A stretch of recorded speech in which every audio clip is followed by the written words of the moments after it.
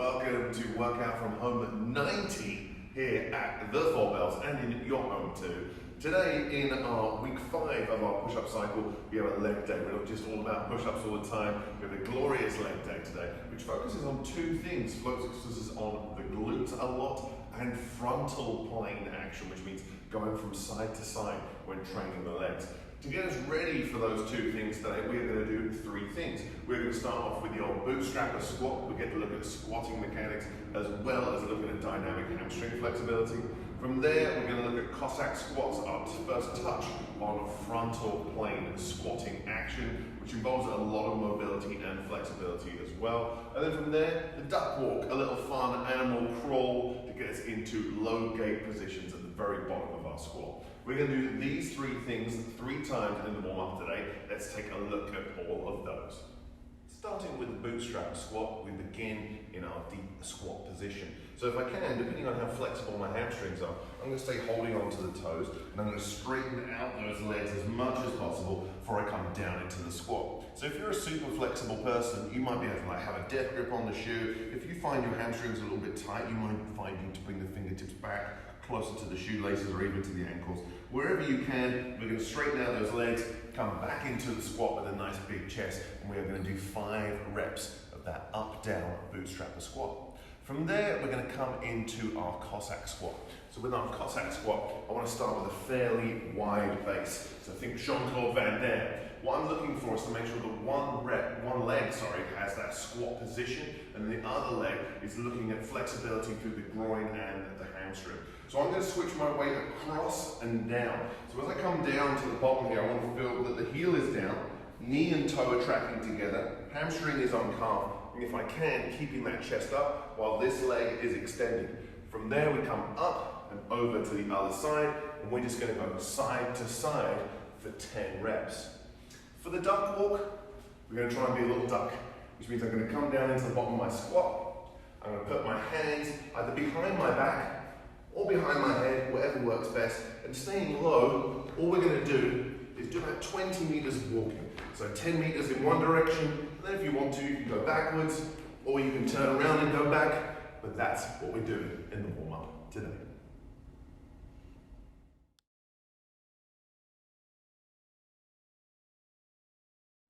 With today's strength piece, we are looking at 2 things. We are looking at trying to develop the glutes with the hip thrust today, and we're also looking at some frontal plane work going from side to side in a combination movement we have not done before here at the gym.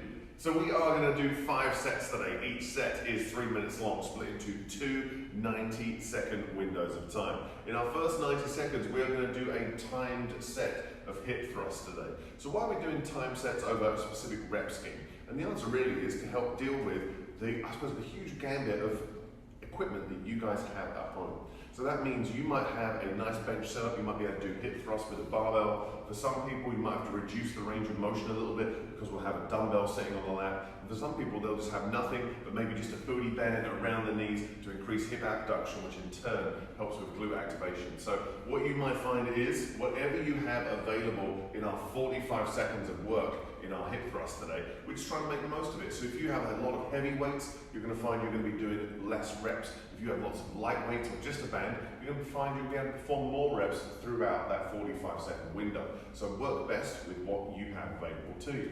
In our next 45 seconds, our next 90 seconds, we're going to be doing a combination movement, a little complex, curtsy squat to Cossack. We're going to be moving from side to side, working the glutes and the quads, and working our mobility and flexibility at the same time.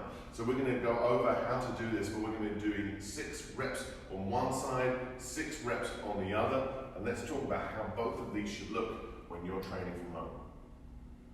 With the hip thrust today, we need to set ourselves up onto a bench or a box or something pretty sturdy that ideally has a soft edge to it. We don't want to be driving like the hard edge of a stair or a step or a brick wall into your upper back. That would not be nice. So here at the gym, I'm using a box and I'm putting a pad over the top.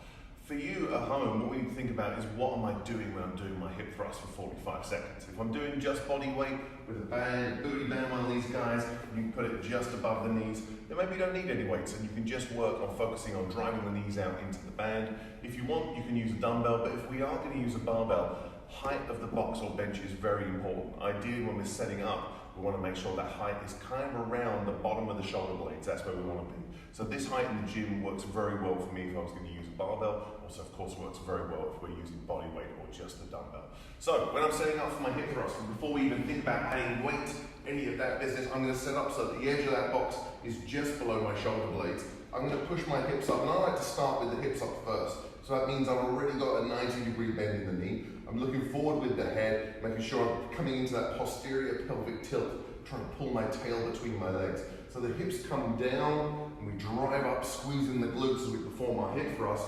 And like I said, if you want to add weight to it, you could add a barbell, but we've got to make sure that we can set up with a barbell in that floor position. If you want to use a dumbbell, you can, but be careful of the sensitive parts of your body. And you might just find if you're using a dumbbell, because the dumbbell gets in the way, it's just going to reduce that range of motion a little bit.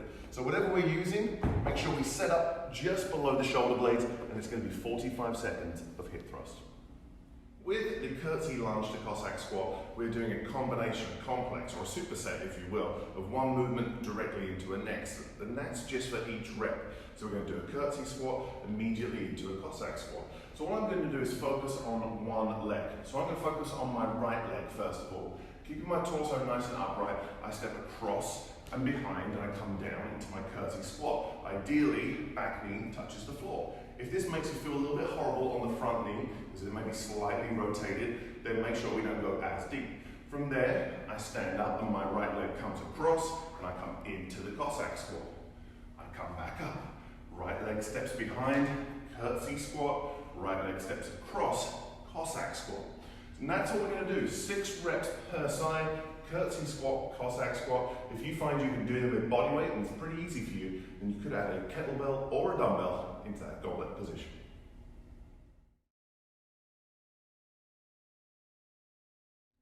In today's conditioning piece, we have a 10-minute AMRAP. That stands for as many rounds or reps as possible. And what do we have in each round today?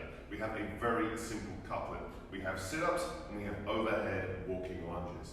When we're looking at both of these exercises today, they both have a fairly high amount of volume to them. So what we're going to try to do is try and find ways that we can do that high volume. So for sit-ups, for example, if you find that it makes it slightly easier to anchor your feet, that could be under 2 dumbbells or under your couch. We're going to do that today because we have a fairly high volume and we're trying to cycle through them. If you find the volume is just way too high for you, then of course bring it back a little bit. That might mean doing 15 reps per set instead of 20, for example. From there, when it comes to overhead walking lunges, of course, before we look at the part of overhead, can I do a walking lunge successfully? For a lot of people, balance is a big issue when performing walking lunges. But either way, if we can do them, we should. We're going to have a kettlebell or a dumbbell overhead, and we're going to do 10 reps with one arm overhead, and then 10 reps with the other arm overhead. So going back and forth between sit-ups and overhead lunges today, that's our AMRAP. Let's take a quick look at those 2 movements. Sit-ups are for 20 reps today. So for some of you guys, it's going to be pretty easy. You're sit-up ninjas, you can smash through sit-ups pretty well, and you've got great hip flexor and abdominal muscular endurance. But for some people, sit-ups are quite a tough exercise. So what I'm going to encourage you to do today, and I know this is rare, is if you need to make it easier, here is a way to make the workout easier today so we can get through that volume and get a lot of work done. If you want to, you could use, like I have, this rather convenient empty dumbbell rack. Hi dumbbells, wherever you are. Are you okay? Our members have you right now. We miss you dumbbells, come back soon. From here, I'm going to tuck the feet under, vampire style as we like to do. We come all the way down and I sit up and bring those elbows to the knees, and that makes doing my sit-ups a little bit easier. So if you find you can do sit-ups without the feet anchoring, you can smash out 20 really easy, feel free to do so. If you want to add dumbbells or tuck your toes under your couch, that works very well too. With the walking lunge, before we even think about the overhead component, can we do a regular walking lunge? Which means setting the feet up on train tracks, making sure we're not on a tightrope. I'm going to keep that torso nice and upright as I step out, touch the back knee to the floor, and we do some walking lunges. So of course, if that is pretty easy and manageable for you, grab yourself a conveniently placed dumbbell on the floor, and we're going to do 10 reps with the dumbbell overhead in one hand, and then then 10 reps with the other, so 20 total reps. I take my dumbbell or kettlebell overhead. I'm going to try and keep that arm nice and straight, actively pressing it up, making sure the elbow does not bend so the weight comes at my face. We're going to be doing 20 walking lunges, 10 with the weight in each hand.